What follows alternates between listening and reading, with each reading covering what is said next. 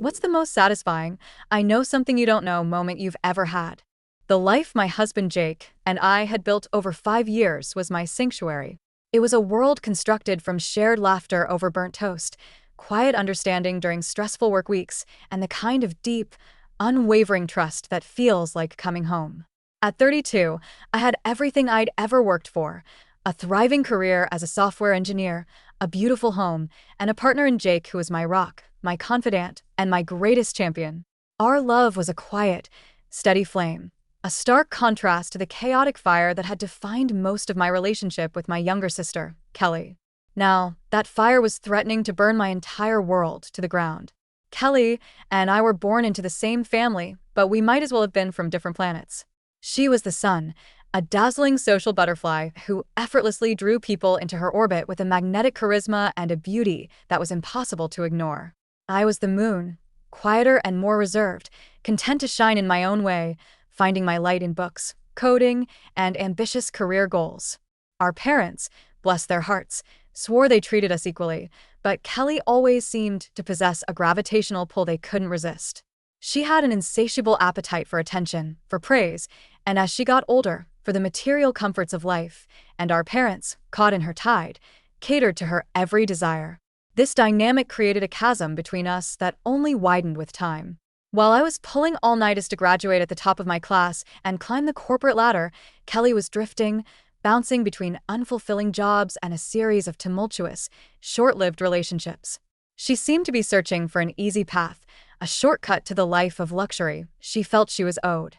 3 years ago, it seemed she'd finally found it when she married Tom. He was a genuinely kind man, the heir to a considerable family fortune, and I held onto a fragile hope that this marriage would be the anchor she needed. I hoped it would bring her stability, a sense of purpose. Instead, it became her golden cage. Tom's parents, while initially generous, grew weary of her aversion to responsibility. They wanted a daughter-in-law, not a dependent. I learned through hushed family conversations that they had resorted to paying Kelly a substantial monthly allowance, a contractual incentive to maintain the facade of a happy marriage and, they hoped, to encourage her to contribute to her own life. Kelly would often complain to me, her voice dripping with resentment, about how controlling they were, how they had the audacity to expect her to get a job. I would listen, offering vague sympathies, never fully grasping the depth of the bitterness festering within her. I didn't realize she wasn't just resentful of her in-laws. She was resentful of me, of the life I had built through my own hard work, a life she now planned to systematically dismantle. The storm began to gather as Jake and I planned our 5th anniversary party. We wanted a grand celebration, a vow renewal ceremony surrounded by the people who had supported our journey.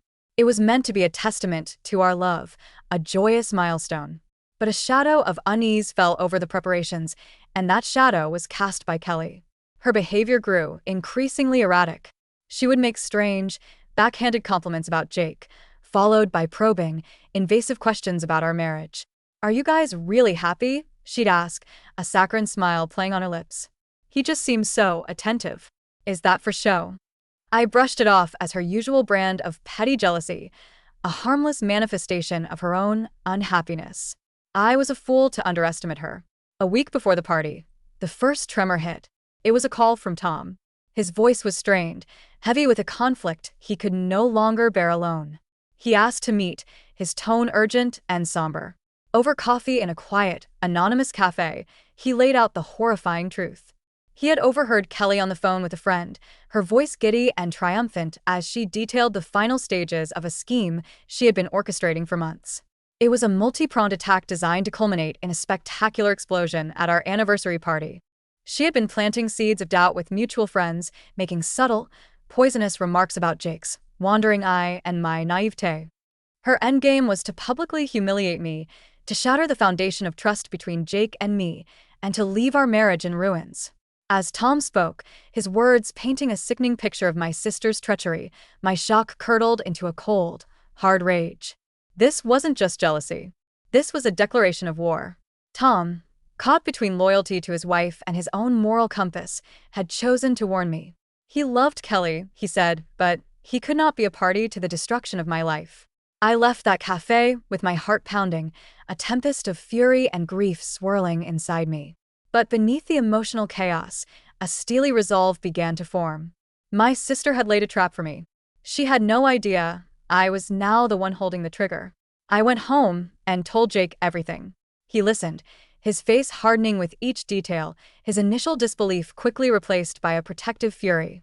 He was horrified, disgusted, but his first thought was for me.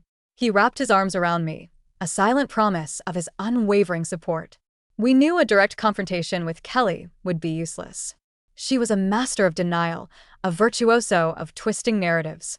She would paint me as paranoid, Tom as a liar, and herself as the innocent victim. We needed a different strategy. We needed to be smarter. That's when the counterplan began to crystallize in my mind.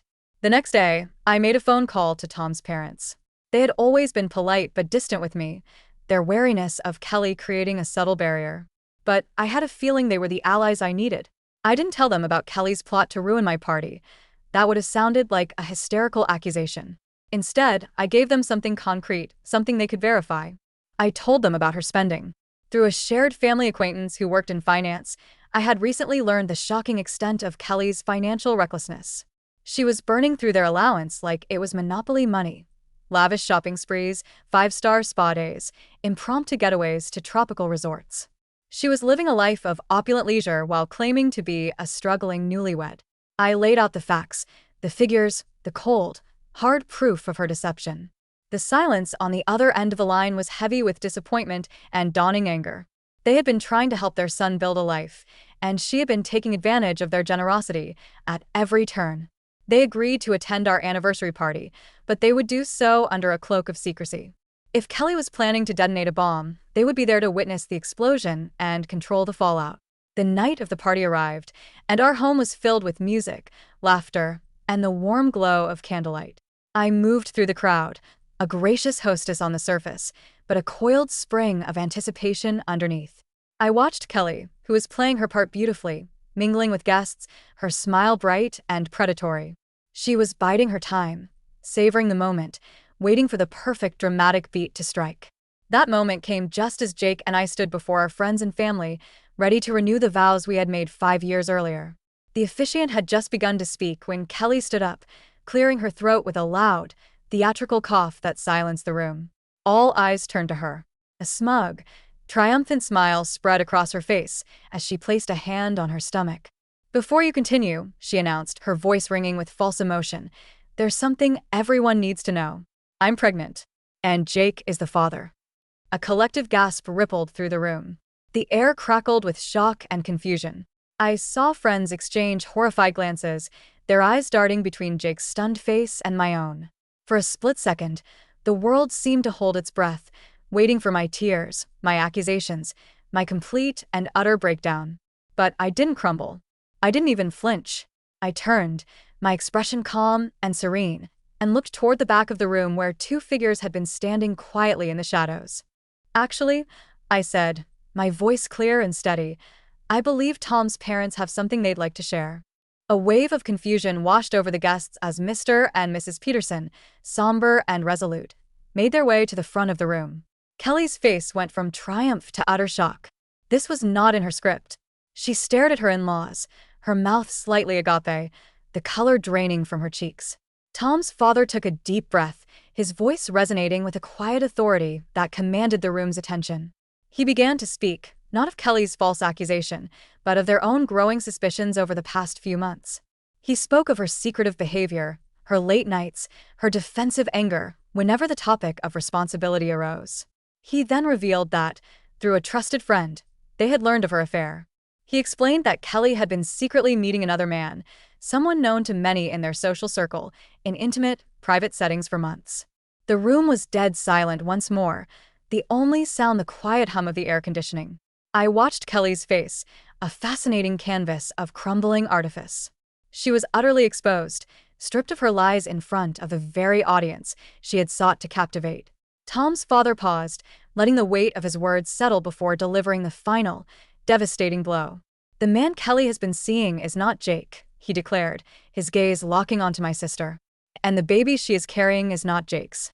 The father of her child is the man she has been cheating on our son with." Kelly tried to stammer a denial, but the words caught in her throat. She was a statue of pure, unadulterated panic. Her meticulously crafted drama had been hijacked, the narrative stolen from her. And her in-laws weren't finished. With a chilling finality, Mrs. Peterson announced that, effective immediately, they were cutting Kelly off completely. No more allowance. No more access to their accounts. No more safety net. She had betrayed their son and their family, and she would now face the consequences of her actions alone. The carefully constructed world Kelly had built for herself shattered in that single, public moment. The whispers in the room grew into a low murmur as guests began to process the shocking turn of events. Kelly, finally finding her voice, unleashed a torrent of rage, hurling insults and incoherent accusations before storming out of the party, a dramatic exit that held no power. The bomb she had intended for me had detonated in her own hands, leaving her as the only casualty. In the strange, quiet aftermath, our guests rallied around us. The shock gave way to an outpouring of support and love. Jake took my hand, his grip firm and reassuring, and we turned back to the officiant. We renewed our vows, our promises to each other now imbued with a new, profound meaning. We had faced the storm and not only survived but emerged with our bond stronger and more unbreakable than ever. The days that followed were a whirlwind of fallout. Tom, devastated but resolute, officially filed for divorce. His parents stood by their word, freezing Kelly out financially and emotionally. She attempted a desperate campaign of damage control, calling family members with a dizzying array of ever-changing stories. She was joking. She was coerced. She was the victim of a grand conspiracy. But no one was buying it. For the first time, the family saw her for what she was. My own parents, who had enabled her for so long, were heartbroken. My mother called me, sobbing, apologizing for years of blindness, for favoring the daughter who dazzled over the one who was steady. It was the first honest conversation we'd had in decades, a painful but necessary step toward healing the fractures she had allowed to fester. Kelly, faced with a united front of disbelief and condemnation, vanished. She deactivated her social media, stopped answering her phone, and retreated into a self-imposed exile, her ultimate manipulative tactic, disappearing to become the victim once more. The updates continued to trickle in, each one adding another layer to the sordid mess. Tom's lawyer was now pushing for full custody of their 2-year-old son. James, citing Kelly's infidelity, her malicious scheme against us, and her clear emotional instability. Jake and I were subpoenaed to provide statements, a legal entanglement we dreaded but knew was necessary to protect an innocent child. The situation took another dark turn when we learned from Tom that Kelly had checked herself into a mental health facility.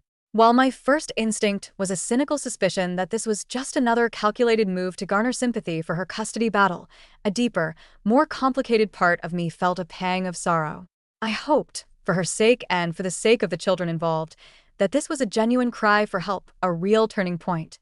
But my hope was short-lived. A week after her release into outpatient care, she appeared on our parents' doorstep in the middle of the night, demanding to see me, her anger escalating until my father threatened to call the police. The next morning, my phone was flooded with a barrage of her texts, a chaotic jumble of tearful apologies and venomous accusations. Her instability was escalating, and with a heavy heart, Jake and I, on the advice of our lawyer, filed for a temporary restraining order. It felt like a final, brutal severing of a bond that was already dead, but her unpredictable behavior had left us no choice. We had to protect our peace, our safety, and our sanity. The divorce proceedings have become a bitter, drawn-out war, with Kelly making wild, unfounded accusations against Tom in a desperate attempt to secure a large settlement and contest his custody claim. My parents have finally started family therapy with me, a painful process of unearthing decades of buried resentments and dysfunctional dynamics. It's raw and exhausting, but for the first time, I feel a glimmer of hope that our family can heal. Through it all, Jake has been my constant. This nightmare has forged our marriage into something stronger than I ever thought possible.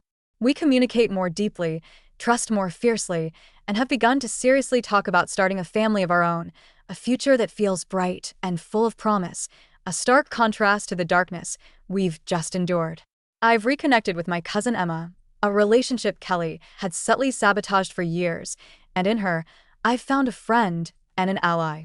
The support from our friends and community has been a life raft. But the question still haunts me in quiet moments. Did I go too far? Could I have handled it differently, privately, with more compassion? Some family members have whispered that I was too harsh, that I orchestrated her public humiliation. And sometimes, in the dead of night, I wonder if they're right. But then I remember the cold, calculated look in her eyes as she prepared to destroy my life for her own selfish gain. She was not a victim. She was the architect of her own demise. I simply chose not to be her casualty. I chose to protect my marriage, my husband, and myself. And while the cost was the final, irrevocable loss of my sister, it was a price I had to pay to be free.